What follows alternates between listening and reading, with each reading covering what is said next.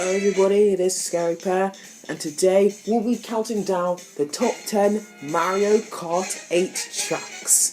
We finally come to the last Mario Kart game of the franchise, at least up until 2019 anyway.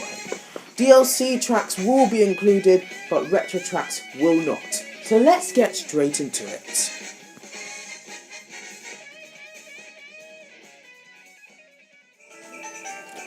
Number 10. Dolphin Shoals. Yes, let's start this list with the Dolphins. So Dolphin Shoals is a pretty unique track. The saxophone and the xylophone in the soundtrack is pretty good as well. It sounds like whoever was playing those instruments really enjoyed playing it. It's a pretty good track and it is also pretty enjoyable. I also like the underwater sections as well, it's pretty cool.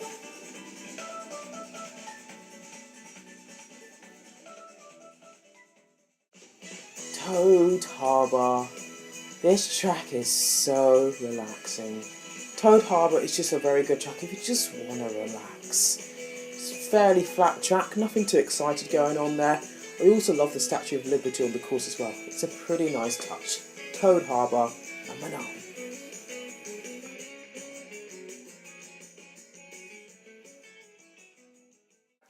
And the Winter Olympics is here. Well, at least for this track anyway. Mount Wario is a good adventurous track, and in HD, this track looks absolutely beautiful, especially the icy sections. The music is a constant upbeat music, which adds to the fun as well. And finally, I love the fact how there are Shy Guys that are skiing down the mountain as you're racing downward. It further emphasises the fact that you're in the Olympics. What an awesome atmosphere Mount Wario has, and it looks absolutely stunning in HD. What a track this is, Nintendo.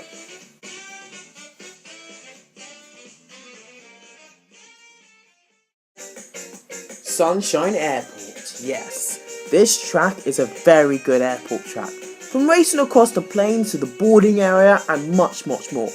I also love the Easter eggs. That's what I truly love about Sunshine Airport. You can see N64 Koopa Troopa Beach in this track, and also on the board where you can see your flights, you can pretty much see every single Mario Kart track that you can book a flight to. Again, it just makes the Mushroom Kingdom feel more like a real place, a bit like what Mario Kart Double Dash was going for. Yes, Sunshine Airport definitely deserves number 7.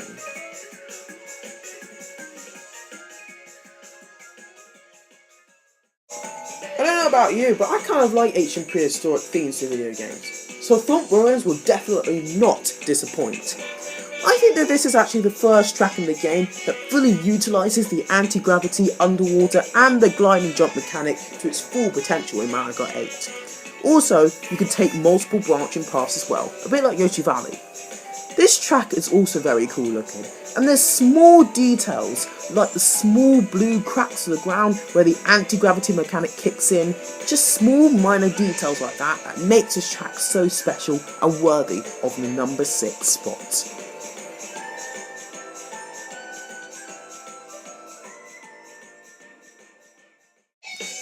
If you watch my top 10 Mario Kart 7 tracks, then you'll know that I was very disappointed with that game's Bowser's Castle. Although this version, while I do prefer Mario Kart Wii's and Double Dash's versions better, this version of Bowser's Castle from Mario Kart 8 is stunning. It's miles, 100 times better than Mario Kart 7's version. For starters, this castle is beyond massive. If I ever saw a castle that size in real life, I'll just be amazed about how big it is. Also, I cannot forget the heart of the stage, the gigantic Bowser statue punching the track to create shockwaves where you can do a trick off of. Also, this castle just looks stunning in HD. There are also some lasers that attempt to shoot you in the second and the third lap of the race. This Bowser's Castle is such a cool track, miles better than Mario Kart 7's version, and definitely worthy of number 5.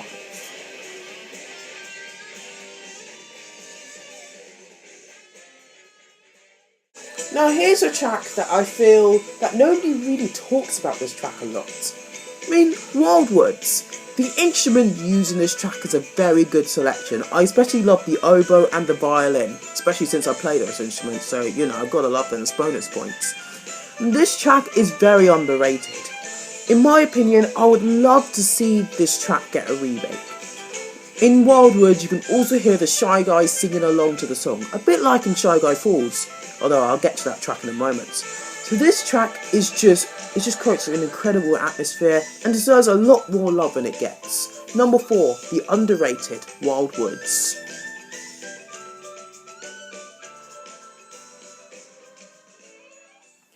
Electrodrome.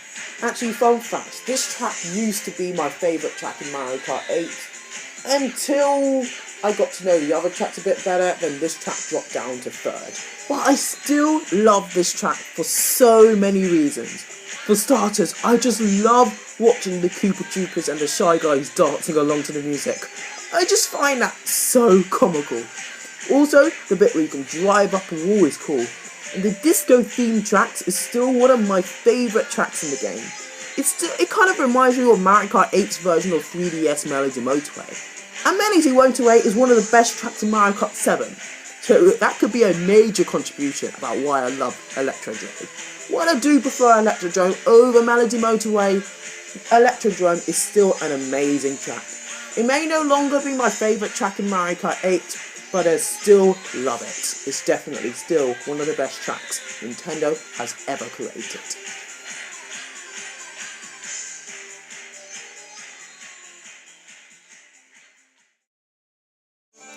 So yeah, let's go ahead and talk about Shy Guy Falls. In case you don't already know, the main gimmick in Mario Kart 8 is the inclusion of anti-gravity, so you can drive up the walls and the ceilings and all that cool stuff as well. But this track just brings anti-gravity to a completely new level.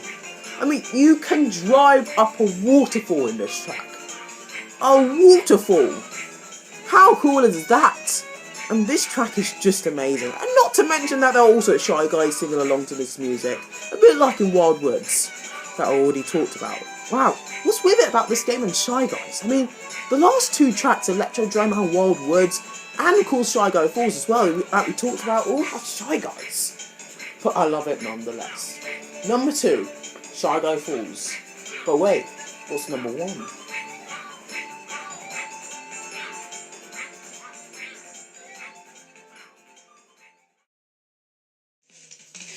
Number 1 is Big Blue. Okay, yeah, where do I start? The saxophone, guitar and the drums makes up a brilliant band. It's such a cool heavy metal theme that perfectly describes what this track is all about. Also, this track is done in sections instead of laps, which is also a reason why you're not seeing Mute City on this list. Because even though it is still a great track, the fact that Mute City is done in laps instead of sections really lets that track down. But we're not talking about Mute City, oh no, we're talking about Big Blue. Big Blue is just perfect. The entirety of this track is in anti-gravity, and by the 3rd section, you are driving upside down. And you know that because you can see the water and the sea above your head instead of below your kart. Also, the bit where Captain Falcon screams, "Yeah, the final lap!" Everything about this track is just amazing. Honestly, I actually cannot find one flaw with this track. It's just that good. Big Blue is inspired by the forgotten F-Zero franchise, but who would have thought that F-Zero would inspire Nintendo to create the best track in Mario Kart 8? So yeah, Big Blue is number 1, which means it will be in the face-off. And finally, we have all of the tracks that are going to be in my face-off video. So, let's see what they are. From Super Mario Kart, we've had the mighty, the legendary, the best track of all time, SNES Rainbow Road. From Mario Kart 64, we've had the nostalgic N64 Choco Mountain. For Mario Kart Super Circuit, we have the underrated GBA Sunset Wilds. For Mario Kart Double Dash, we have the dark and gloomy and ominous GCN Bowser's Castle. For Mario Kart DS, we have the cool but powerful DS Airship Fortress. For Mario Kart Wii, we have the calm and relaxing Wii Maple Treeway. For Mario Kart 7, we have the adventurous 3DS Rainbow Road, and for Mario Kart 8, we have the cool and heavy metal inspired Big Blue. Those will be the tracks that will be in the face-off video. We shall see you then. Which track will win the face-off video? Which of the 8 will come out supreme? Guess we'll see you then.